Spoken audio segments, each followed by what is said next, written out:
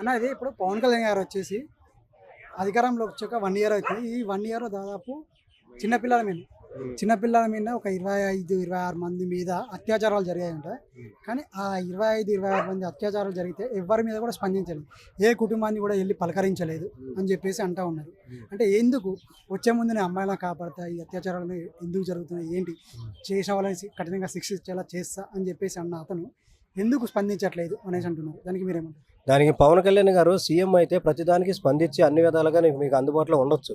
కానీ పవన్ కళ్యాణ్ గారు ఏంటంటే ఇప్పుడు డిప్యూటీ సీఎం ఆయనకి ఉన్నది ఒక పని కాదు కదా, ఆయన చేయాల్సిన పనులు చాలా ఉన్నాయి. అన్నిలోనూ ఇదొకటి కాదనట్లా, దీనికి స్పందించాలి. కానీ ఇప్పుడు అన్నిటికీ మనం తొందరపడిపోకూడదు కదా. ఇప్పుడు నిదానంగా జరుగుతుంది, ప్రాసెస్ జరిగిద్ది, ప్రొసీజర్ జరిగిద్ది, అన్నీ తీసుకొస్తారు బయటికి. ఎవడు తప్పు చేసిన మన గుంటూరులో జరిగింది, గంజాయి తాగే వాళ్ళని, అమ్మాయిలు ఏడిపించే వాళ్ళని, టీవీ చేసే వాళ్ళని ఇరక్కొట్టేసేసారు. అట్లాంటి రైట్స్ కనుక పోలీసు వాళ్ళకి ప్రభుత్వం కనుక అందజేసి అందుబాటులో ఉంటే ఇలా అత్యాచారాలు జరగవు. ఇంకో క్వశ్చన్ అన్న, ఇప్పుడు కొందరు ఏమంటున్నారంటే ఇలా నెట్ ఎగరేసి జుంపాలు వేసి హే ఊయ్ అనేసి అరేసా అంటాం.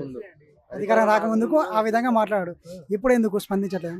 ఎందుకు స్పందించారన్న? వాళ్ళు వచ్చి ఎదురుకుండా వచ్చి వాళ్ళు మాట్లాడమని చెప్పి పవర్ స్టార్ పవన్ కళ్యాణ్ గారి దగ్గరికి వచ్చి నువ్వు జుట్టు ఎగరేసావు, ఆ రోజు అంత ఎగరేసావు, అంత మాట్లాడేవు అని చెప్పి ఆయన ఒకసారి డేరుగా మాట్లాడమని చెప్పు. ఆయన సమాధానం కొడతాడా తిడతాడా ఇంకో సమస్య పక్కన పెట్టు. ఆయన సమాధానం చెప్పబోతే అప్పుడు మాట్లాడాలి. ఏదైనా జరిగితే జరిగిందని చెప్పాలి, లేకపోతే లేదని చెప్పాలి.